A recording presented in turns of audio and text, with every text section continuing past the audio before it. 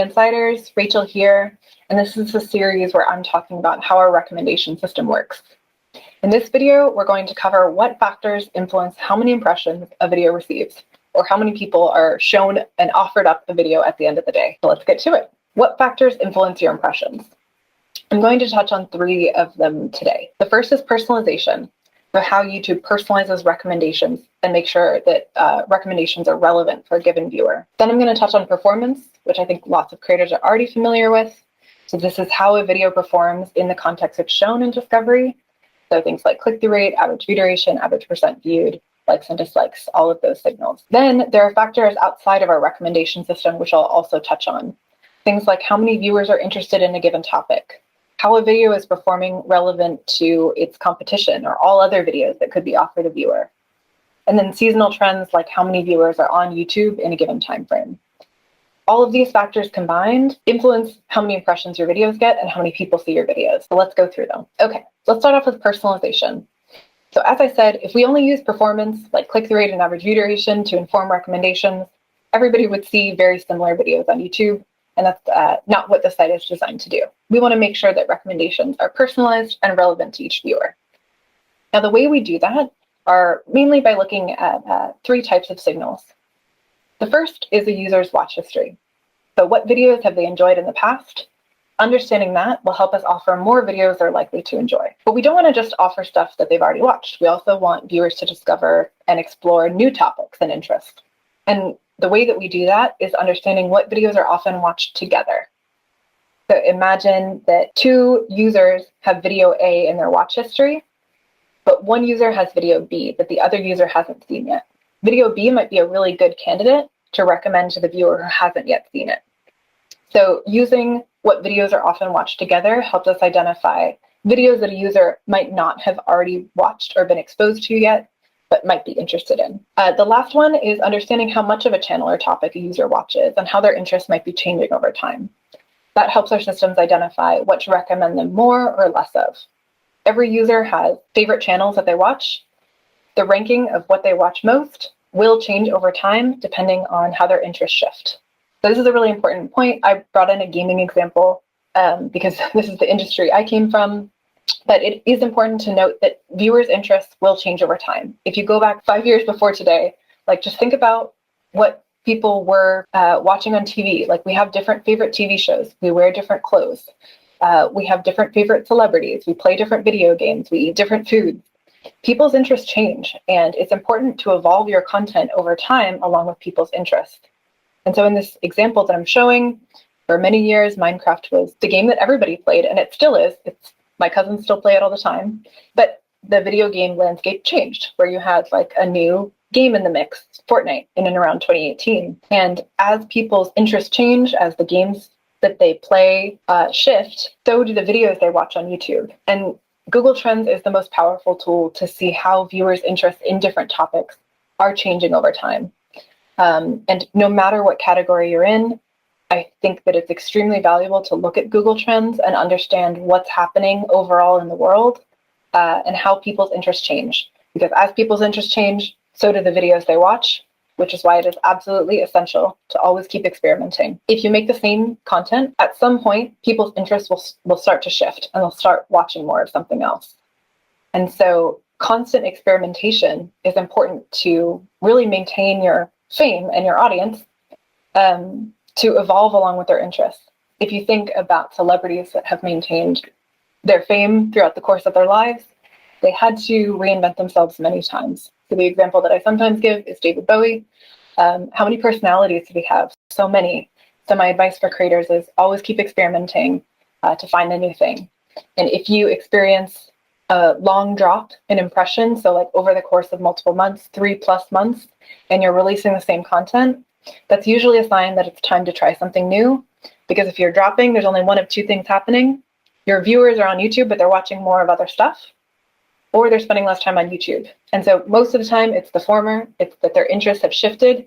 So identifying when that's happening on your channel is really important because that's usually time to pivot, experiment with something new. So that's personalization. Now let's touch on performance. This is how does our system learn about how a video is performing when it is recommended to a given viewer. So our recommendation system learns from signals like what viewers do when they're shown or offered a video. That's appeal. So we look at when a video is offered to a viewer in recommendations on home or suggested, do they click to watch? Do they ignore the video and choose to watch something else? Do they click not interested? This can tell us a lot about the initial appeal of the video to the viewer. Then once the viewer is in the video, we look at how engaging it is. So did they watch it through? So that's average percent viewed. How much of the video did they watch, or how much time did they spend watching? Average view duration. We use a combination of relative and absolute retention to determine if a video is a good recommendation. And then lastly, satisfaction. So once they watched the video, how did they feel about it? There we use the combination of signals that I touched on in episode 1, which are user surveys that we often serve, saying like, what did you think of this video? And users can rate it. And then signals like likes and dislikes. Lastly, I'm going to call these external factors. They're not, objectives of our recommendation system, but they also influence how many people see your videos. So I think it's really important to touch on them. The first one is topic interest. So what's important for creators to know is different topics have different potential audience sizes. And if you think about if you're starting a business, some businesses have different potential market sizes than others that are larger and smaller. So some are more niche interest. A video I was recommended once because it was relevant for me, but probably it would be a niche interest topic, is a lecture about Honduran emerald hummingbirds. So some topics are just going to have smaller potential audiences than others. They're not necessarily relevant to recommend to all viewers on YouTube. And so when you're looking at your own content, think about which videos might be more broad or niche appeal than others. Different topics are going to have different potential audience sizes, and that will influence your impressions. Then competition. Competition is interesting because I don't think creators think about it very much, because when you are comparing your performance, you're always comparing against yourself because that's the data that you have access to. You're looking at how did my video perform relative to other videos on my channel. But what's important to know is that our recommendation system is not ranking you against yourself, but it's ranking your video relative to all other videos that a viewer might watch. And so when we're determining what are the best videos to show on somebody's homepage, for example, we're narrowing that down from the potential 2 billion plus videos that are on YouTube that could be shown a given viewer, and like what are the best recommendations for them. And so competition is important to understand, because if your video is sometimes not receiving as many views as impressions, but your click-through rate and average view duration look high, a lot of the time when that's happening, it's because your video is not performing as well relative to other videos on YouTube outside your channel. So competition is something that impacts how many people see your videos and how much time a viewer spends with content outside your channel. Like if they're watching more of other channels, that can mean they watch less of yours. Or conversely, if they spend less time watching other channels and more time watching yours, your videos might rank higher for that individual viewer. So how content is performing outside your channel also impacts how many impressions your videos receive or how many people are shown your videos. Lastly, we have seasonality. There's 2 flavors of seasonality.